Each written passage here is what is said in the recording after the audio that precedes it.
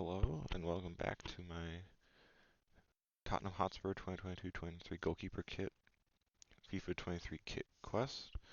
Today we're doing something slightly different. I thought instead of doing kind of dividing the recap into like a half a season, another half a season, I might as well just do like one recap of the entire season, just to kind of like shorten the total length of everything and kind of make things more succinct and whatnot.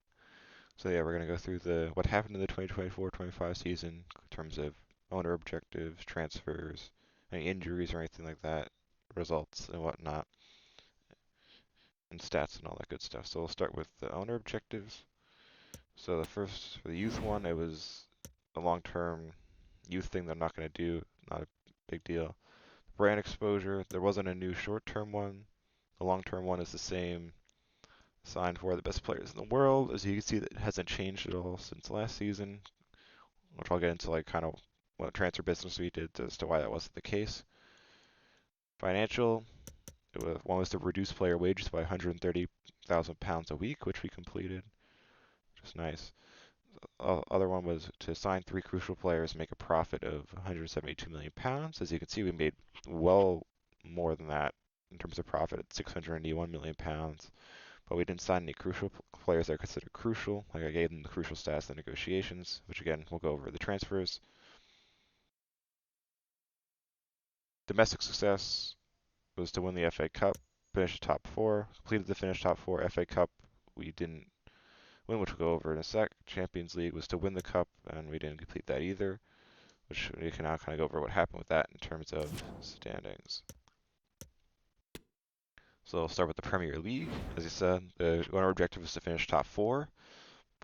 Once again, we finished top of the Premier League for our 3rd straight Premier League title. And if you thought last season's was down to the wire, which I kind of described with us getting help from Manchester United on the last day of the season to pip Man City to the title, this year I would technically consider even more down to the wire.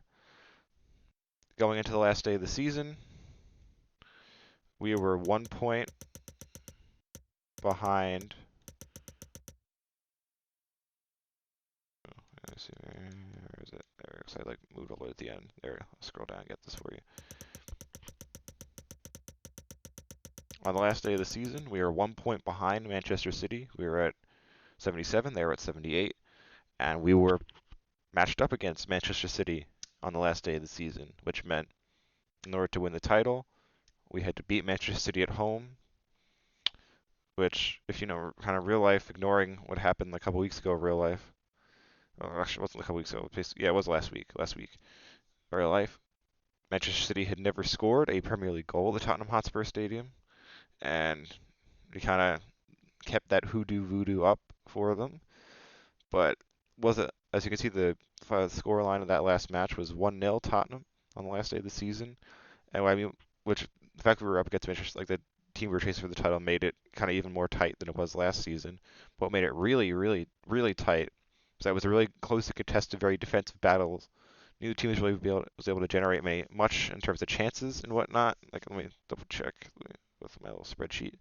Yeah, it was like we ended up with 5 shots, which most of which were kind of me when I was like at 90 minutes, like jumping in to play so I could record the. Yeah, I simulated the match because that's what the randomizer kind of came up with. But we ended up with 5 shots, but most of those, like I'd say at least like 3, potentially even more than that. It was probably 3. Were from when like it was a hit 90 minutes of the sim, I jumped in so I could get like the footage of us, like hosting the title and all that good stuff. And it was basically Bruno Guimaraes was in like on a one-on-one with Ederson, took a shot, he saved it, bounced out, took a shot with someone else, got blocked or saved, then kind of finally took like one shot, which I thought was like going to go in like 100,000% because Ederson was way out of his like net and everything with Lucas Paquetá, but it got blocked off the line, saved off the line. So that's kind of where most of our shots came in. But Manchester City also, even though they had most of the possession, we kind of limited them to 2 shots, which Hugo was able to save. But in terms of why it was so tight, as you can see, the score was 1-0 when the 1 goal happened. So it was a really tight game. First half ended 0-0. Went to the second half, in the 85th minute with 5 minutes to go. I was kind of expecting once we got to like the 70, 80 minute mark, I was like, I guess we're probably gonna end up drawing the match or potentially even losing. Most likely drawing the match, which wouldn't be enough to overtake City. And this season kind of would have been a pretty big bust, as which I kind of go into. Remember the less winning trophies, but Jed Spence came up incredibly clutch. Scored a goal off a feed from Michael Elise in the 85th minute. Slotted home past Ederson, gave us the 1-0 lead, which we were able to hold on and win the title with. So that's, as I'd say, probably as close as you can get, other than probably like us winning the match at the last kick of the ball or something like that in extra time, or at a time, whatever you want to call it, injury time, all that good, at the end of the match.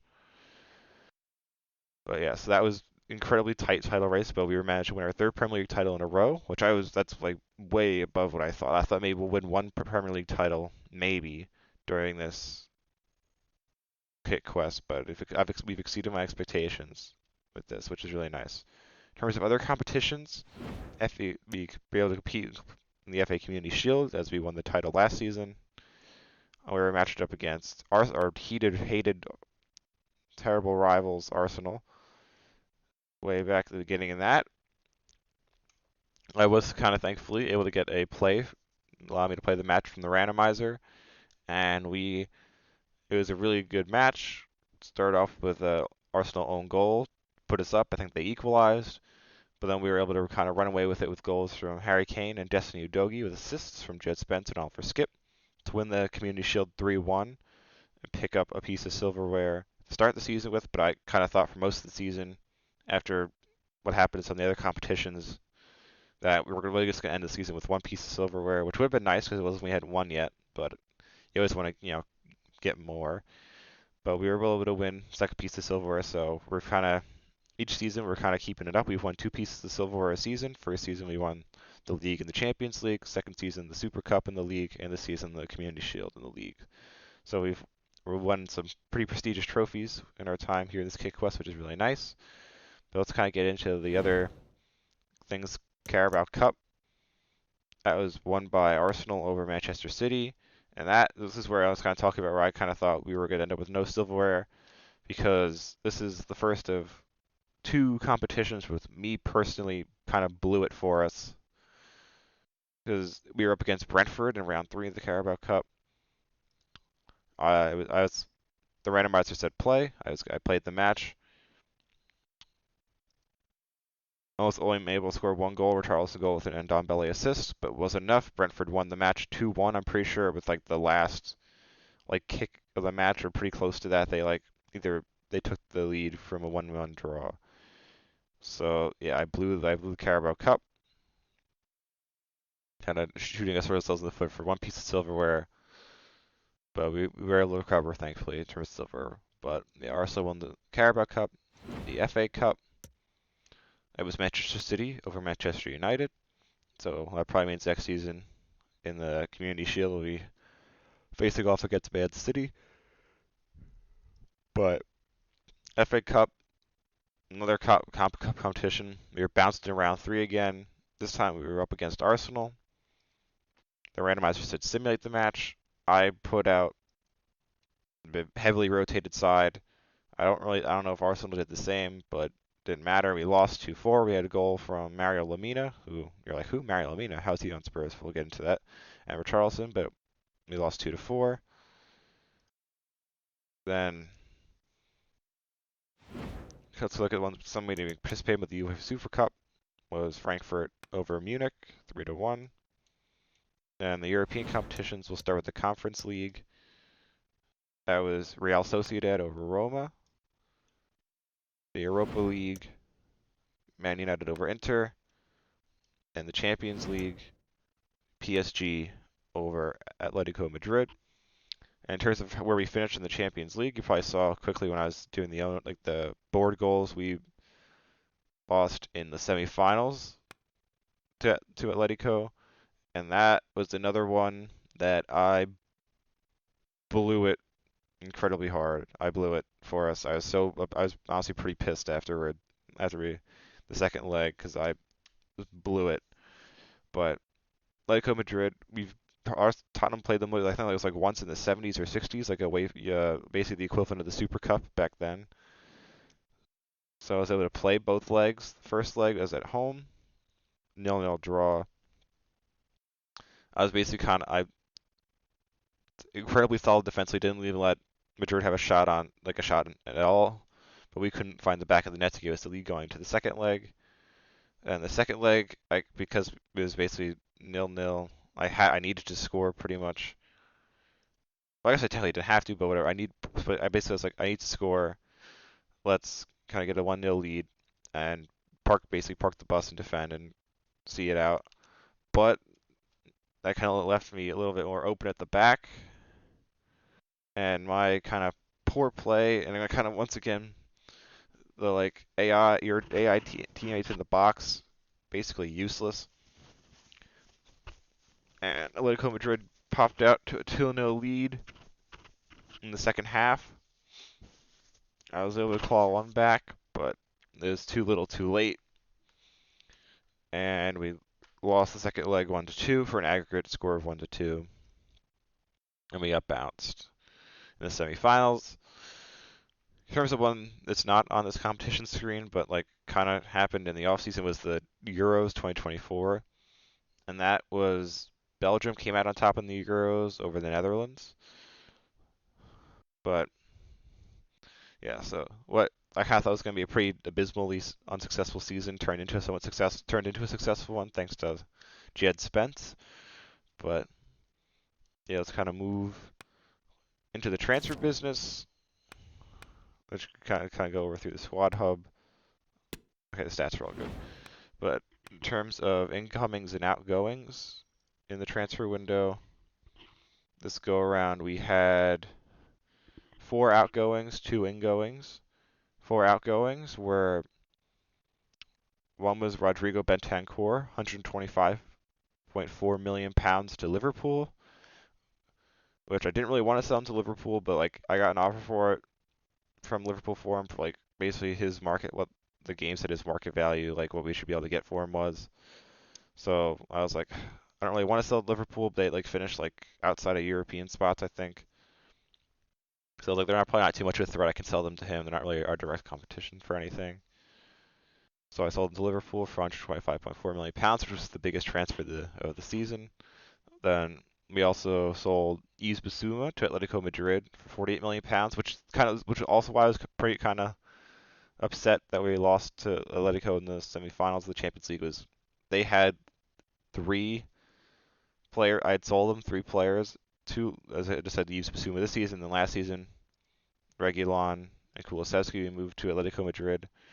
So they kind of got the one over on us. But in terms of replacing Yves Bissouma in the midfield, because I ran Oliver Skip and Bruno as our kind of starters in the double pivot. But to replace kind of Bentancur / Bissouma as our backup midfield, there was Mario Lemina. He, another one who played for Lyon in the past before being moving to the Premier League. So he kind of fit what we were going for. And he could do it like a overall where it's like he's not going to want to be a starter. He'll take the sporadic role here, and like so he won't be upset about his playtime and all that stuff. Then our other kind of replacement for them was internally Harvey White. He started the season at 69 overall, so +4. I'd say is a pretty good jump. So they did a decent job as backups for the double pivot with Skip kind of hitting his max potential and Bruno kind of carrying the line there. Our other 2 transfers, one was Emerson Royale for £31.6 million to Villarreal in La Liga. And then that kind of left a hole at right wing back, which Jed Spence kind of took the starting role. He did pretty well. Look here with 3 goals, 9 assists. I said it's pretty good. In terms of his one of his goals was incredibly important, winning the title. Then we kind of needed a backup, so I brought in. I'm not sure how to pronounce this because of the accent mark over the E, but I'll go Sael Koumbedi, who is a prospect at Lyon. So I brought him in. He was a 74 going overall. We brought him in went up 1 to 75. He did a pretty decent job, and again, because he was young and it's low overall, he was pretty happy being a backup. Pretty decent numbers, 1 goal, 1 assist as a backup, which I'll take. So those are our 2 incomings for Kumbedi and Lamina. And their last outgoing was Brian Heel for £47.3 million to Fiorentina in Serie A, which kind of left the hole behind Lucas Paquetá. So who kind of replaced Heel was another internal one with Alfie Devine, another kind of young player from Spurs Academy. Kind of gave him the first team spot. So he started at 71 overall going into the season, moved up to a 74, which I'd say is pretty good. So that's why, like, in terms of the owner objectives to like sign the crucial players and whatnot, in terms of signing 82 overalls, we didn't really do that because what we really needed at this point in terms of the players who moved out and who we needed to bring in to kind of replace them in the squad was we basically needed backup players to the stars we kind of already had in the squad had already brought in. So we're not going to meet those ownership goals, but I think us finishing in top 4 should kind of make things okay. Because as you see, last season we ended on weak, but we're back in the green, which I think is just reasonable. I think, right? Yeah, reasonable. So I don't know if like us missing this one objective will like drag us back down to the yellow, but either way we should be fine. Or was that? Yes, our transfer business. There wasn't really much to it. So kind of wrap things up, we can kind of go over kind of player stats and whatnot. So see Hugo Lloris. Once again, during like one of the games I played, there was another like in-game pop-up Alex Scott like message thing, kind of like, oh, Hugo Lloris considering hanging up the boots, retiring, but doesn't seem to be the case because his contract was expiring this season, but at the beginning of the season it didn't say anything about him retiring at the end of this year. So I signed him to a 2-year to an extension for 1 more year. So I'm assuming, just based on the fact he's 38, that next season and like this is the second season in a row that like that kind of he's thinking about retiring messages popped up.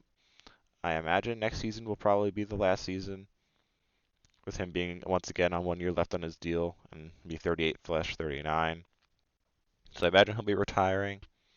So next season probably will be the last season, but you'll kind of find that you and I will both kind of find. Well, I'll find that out when I'm playing, and you guys will find out at the end of the recap for next season. But he had another fantastic year, which is kind of why his overall didn't dip at all.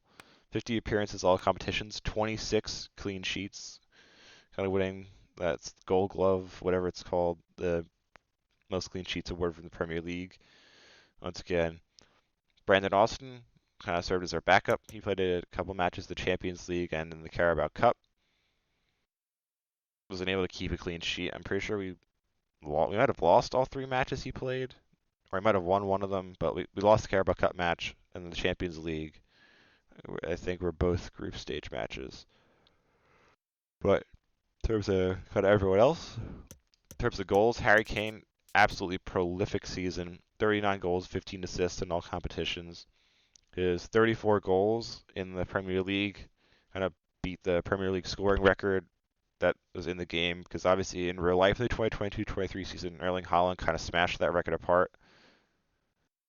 But with the record that was kind of he broke is still in place in the game. And Harris able to beat it with a hat trick against, I'm sure it was Leeds. Let me just double check. Yeah, hat trick against Leeds in the second to last match of the season.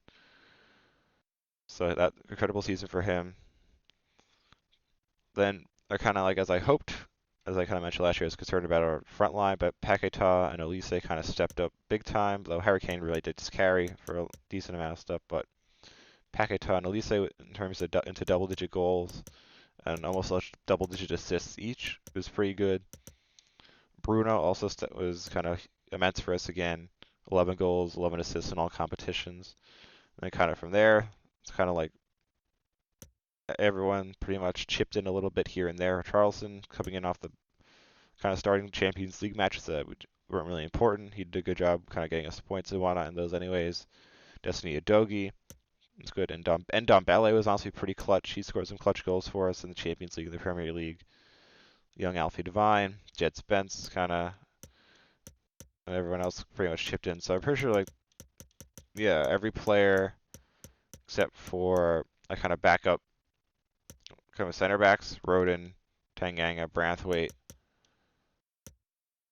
And then Sessegnon White chipped in with assists, Ollie Skip chipped in with assists. So pretty much everyone, except for Joe Rodin, Todibo, and Romero, actually not really expecting them to necessarily chip in. Everyone had a goal contribution of some sort. So it was pretty decently balanced from us. But this is kind of why I wanted to kind of split this just as one season recap. So now it's a lot shorter. I basically covered all the same stuff instead of kind of covering the same stuff twice. Kind of covered it all at once. But this is another what kind of I thought was going to be an unsuccessful season turned into a successful season. But the season after this 25-26 should be our last one, with Hugo Lloris being like 38, 39 years old, and his overall probably going to start to drop. He's had 1 3 all this contract, so it should be our last season. But we'll see what it is. But kind of what's going to be here now is, after I kind of finish talking, is footage from the entire season. So it's going to be kind of hat tricks and whatnot from Harry Kane. I'm pretty sure only from Harry Kane this season. So a bunch of kind of highlights from games where Kane scored a hat trick, and there's some Hugo Lloris saves kind of mixed in there as well. And then the footage of us hoisting the Community Shield and the Premier League title again. But that's kind of it for me. So thank you guys for watching, and see you next time. The fans are going to be happy with this. Well, it was a very assured performance, wasn't it? I was particularly impressed with their play going forward. Really lively, almost cutting through at will at times. The result was never much in doubt, if I'm honest.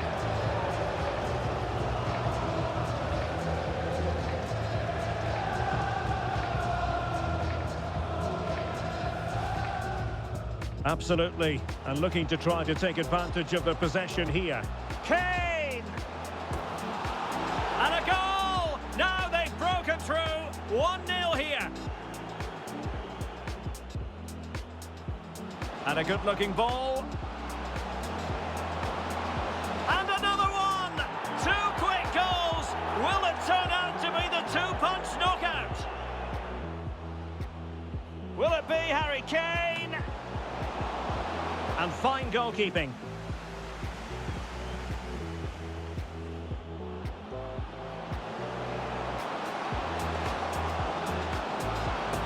And a goal! What a magnificent display! It's such a one-sided contest here. Guimaraes. Oh, the keeper made it look routine. It was anything but.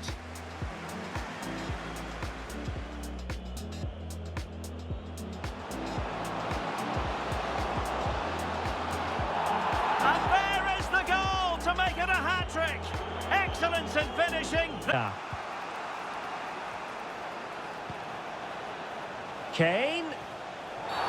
Now, was that the denial of a goal-scoring opportunity? It falls on the referee to decide. Well, a yellow card is the decision. Difficult one for the referee, Stuart. Yeah, but like the referee, I would give him the benefit of the doubt. But it's a big call, mind you. Oh, he's gone for goal. Oh, what an exquisite goal. Absolute perfection. Well, let's see it again. As soon as he struck that, he knew it was going in. Although he's put that much movement on the ball, he controls it perfectly. It's a great free kick.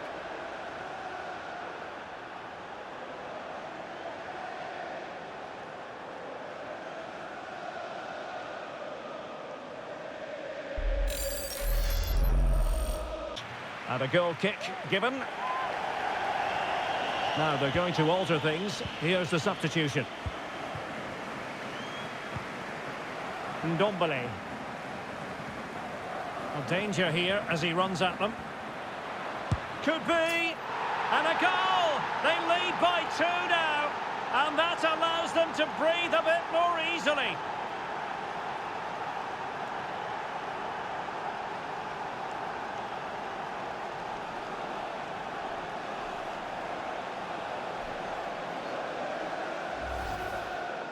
Well, just look how he holds off the defender. He keeps his balance and he still hits the target. What a good goal that is.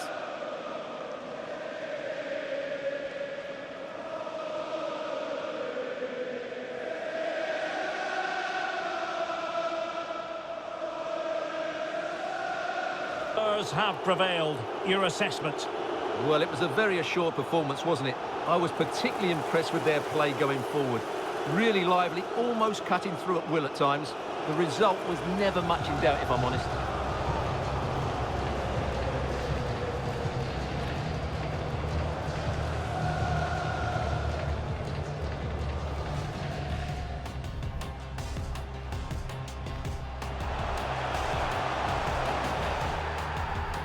And there it is, the breakthrough. That will do nicely. Now room to roam for Spurs on the wing. And it nestles on the back of the net. A goal for Tottenham Hotspur, who now are on level terms.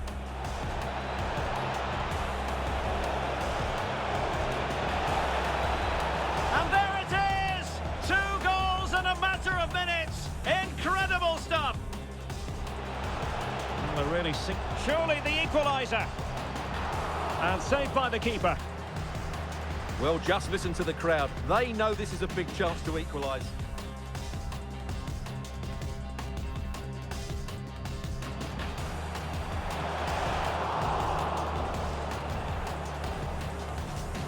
Not increasing the pressure. Another corner it is. Can he find the net? Oh, that's textbook goalkeeping.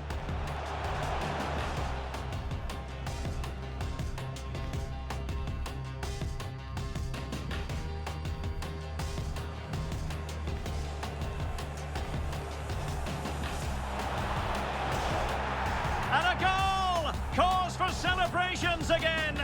2 in front. Promising move from Tottenham. Oh, and it goes! Now he has his hat-trick. A special moment for him. McNeil. Oh, good work to deny the opportunity. And a change for Spurs at this juncture.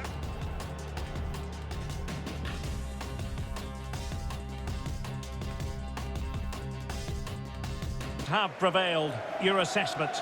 Well, it was a very assured performance, wasn't it? I was particularly impressed with their play going forward. Really lively, almost cutting through at will at times. The result was never much in doubt, if I'm honest.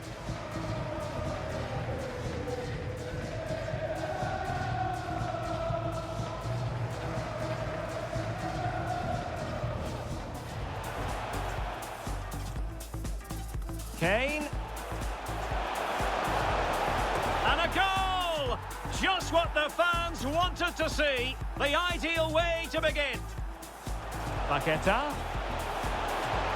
Great vision from Harry Kane. Well, it's all going so swimmingly for them here. Another goal. And now it's a matter of avoiding.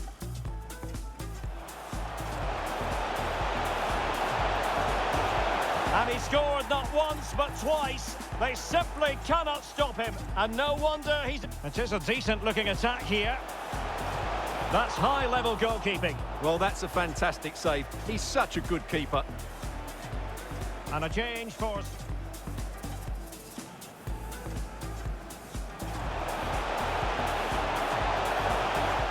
And a goal to seal the hat-trick. A masterclass in finishing. Just can't stop. Well, that's fine goalkeeping. Real concentration. You can say without any fear of contradiction is they won't be going down today. Well, great relief amongst the players. They live to fight another day, but it's still a poor position to be in, and I'm not sure I fancy their chances much.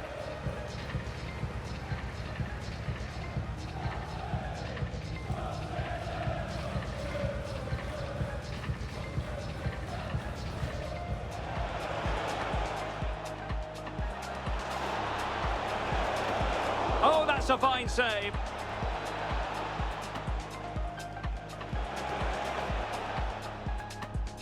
Harry Kane! Oh, good reflexes from the keeper and the danger averted. That's useful play.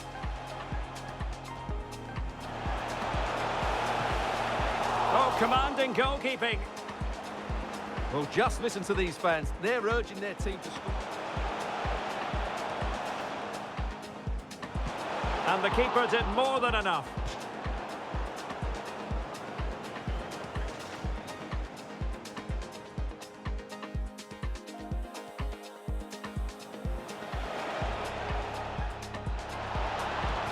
Oh, dealt with by the goalkeeper.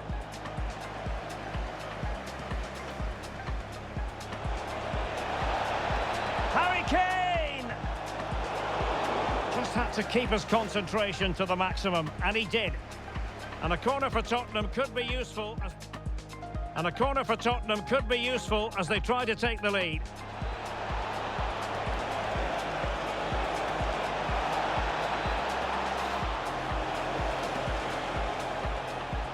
And a goal kick will be next.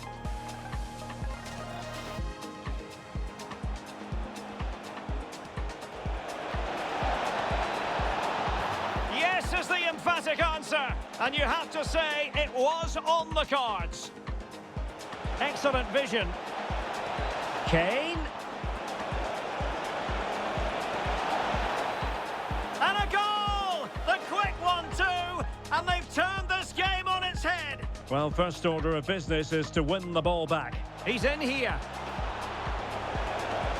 And there is the goal to make it a hat-trick. Excellence in finishing, there for all to see. Terrific save. Well, that's a top-class save. He read it so well. They've decided that now...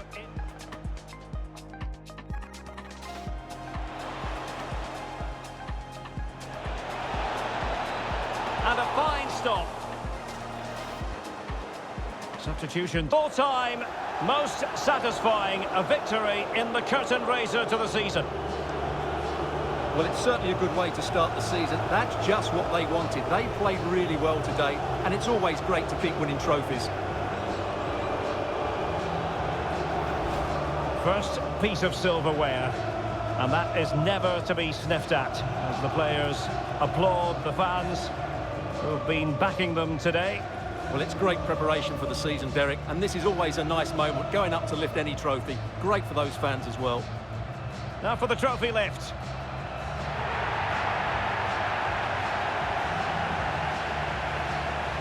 And with friends and family in attendance, you've always got to really savour these moments when they come around, Stuart.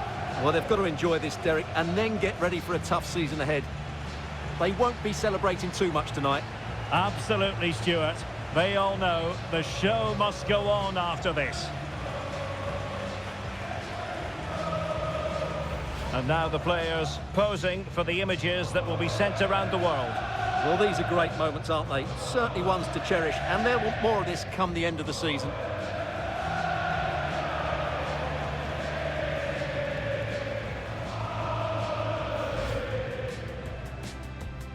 Well, this game should offer plenty. Arsenal get it going. And over comes the corner. Outrageously good piece of defending on the line. Oh, it's an own goal. A moment he would love to be able to forget.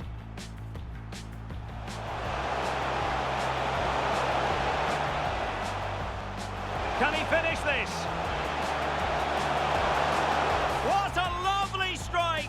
Lethal piece of finishing, drilled home with true... Textbook defending inside the box. Oh, off the post, so near. Tielemans. And a goal!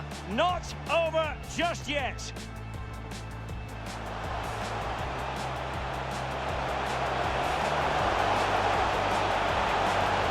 And a goal to really bolster things for them. 2 in front.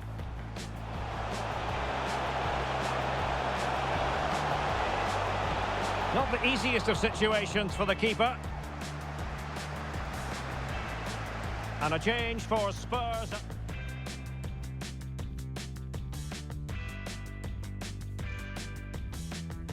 Has blown for full time. It's official now. The champions have been crowned.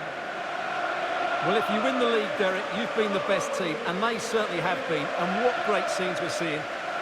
Just look at the joy down there. They fully deserve this. They've been magnificent. Their goal to be the best team in the league, and they've hit the target. Well, they certainly have. They've been consistent, they've been relentless, they've been outstanding.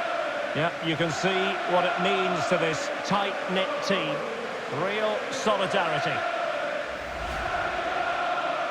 Well, this is special for everybody at the club. What a great moment for any young player. And this is what you dream about when you start playing football. When you're playing in the playground, you want to win a cup. Brilliant moment. Yes, a special moment in the career of any footballer. And now for the trophy lift itself. The cup winners. Well, you can just see what it means to those players and the manager. That's fantastic stuff.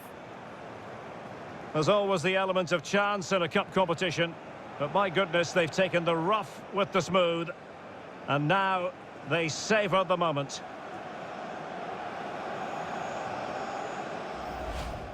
Full marks to the entire team, and now they get the chance to exhale and enjoy. They've been brilliant in this competition, and so have the fans. They've really got behind their team. They've played a big part in this win. Just look at those faces in the crowd. Great stuff.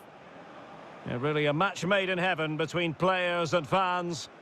And these celebrations are going to continue for quite some time.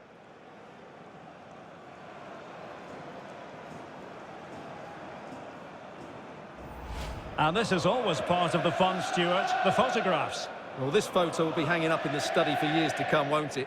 Just make sure you're in that front row. That would be my advice. So there we have it, the league champions.